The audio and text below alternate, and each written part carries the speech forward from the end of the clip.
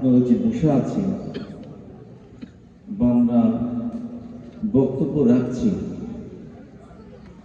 আপনাদেরও নসিব এবং আমাদেরও তকদীর।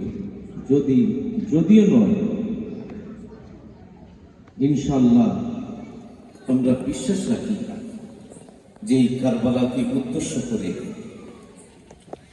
জান্নাতি নওজওয়ানদের সর্দার ইমামে হুসাইন আলাইহিস সালামের যে আমরা তাজকিরা করছি কাল মাহশরের ময়দানে, এটি আমাদের নাজাতের জারিয়া হয়ে যাবে, নাজাতের জারিয়া হয়ে যাবে। এবং ভাই উলামায়ে কিরামদের তিনি বক্তব্যের মাধ্যমে যে বলে গেলেন ইমামে হুসাইন আলাইহিস সালামের আমাদের সম্বন্ধে বক্তব্য তাজকিরা তুলে ধরলেন। আজ আমার হুসাইন পাক এবং হুসাইন পাকের সঙ্গে তার এক বোন ছিলেন, তার নাম হচ্ছে হযরত জাইনাব, কারবালার ময়দানেতে আলী পাকের লাডলি বেটি ইমামে হুসাইন পাকের বোন। আর ইমামে হুসাইন পাক কারবালার ময়দানেতে ওই খিমায় বোনের ঘরেতে ঢুকলেন, ভাই বোনকে সালাম জানালেন, বোন ভাইকে সালাম জানালেন, উত্তর দিয়ে চুপচাপ খামোশ। যখন ইমামে হুসাইন পাক তার বোনের কাছে এলেন, তার বোন কি করেছিলেন হযরত জাইনাব ইমামে হুসাইন পাকের গদ্দান মোবারকে চুম্বন খেলেন,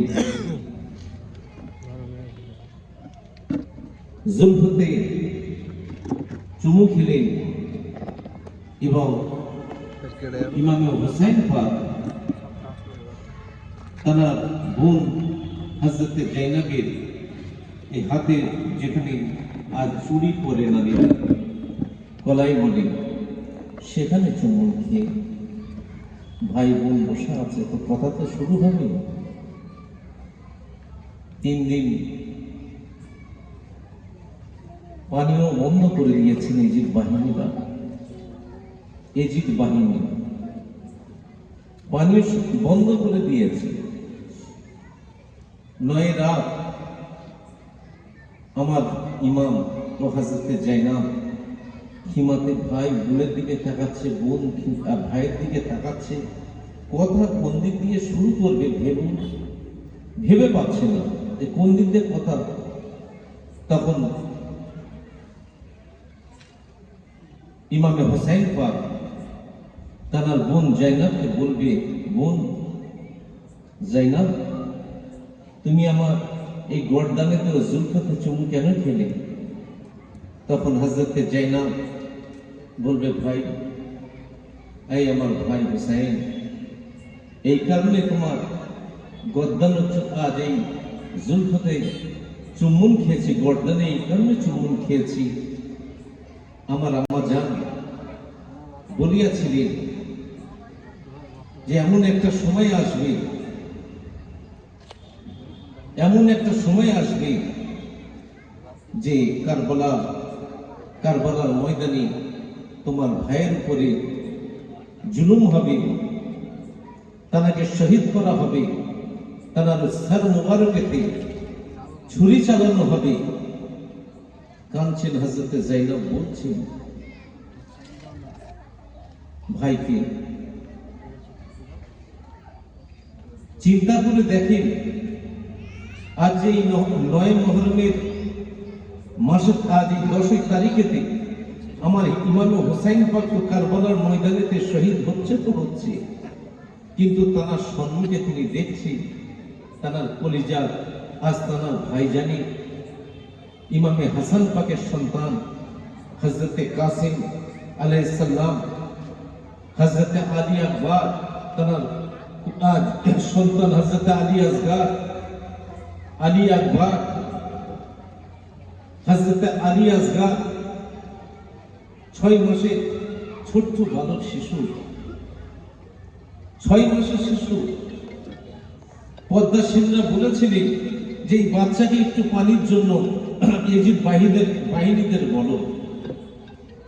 ইমাম হোসাইন পাক বলেছিলেন কারবালার ময়দানেতে যে এই ইজিদের দলেরা, তোমাদের দুশমনি তো আমার সঙ্গে এই আমার বাচ্চা আলী আসগারের সঙ্গে তো তোমাদের কোনো দুশমনি নেই, একে একটু খোলাতে খাইয়ে দিই। তার বদলায় তার আজ কি করলেন জানেন? হযরত আলী আসগার কি কোলেতে রয়েছে ইমাম হোসেন পাকের কোল মোবারকে, আজ তীর নিক্ষেপ করলো, তীর মারল, আর ওই তীর হযরত আলী আসগার তার কোল ভেদ করে ইমাম হোসেন পাকের সিনাতে গেঁথে গেল। সেই সময় কি অবস্থা বলেন তো? কি হয়েছিল কারবালার ময়দানে? কেমন মাতম উঠেছিল কারবালার ময়দানে? কেমন হাই হাই উঠেছিল কারবালার ময়দানেতে? যাদের ভুকা পিয়াসা অবস্থায় আস্তানাদের উপরে জুলুমের উপরে জুলুমের উপরে জুলুমের এমন জুলুম করেছে, এমন জুলুম যে জুলুম আজ পর্যন্ত কেউ সহ্য করতে পারবে না।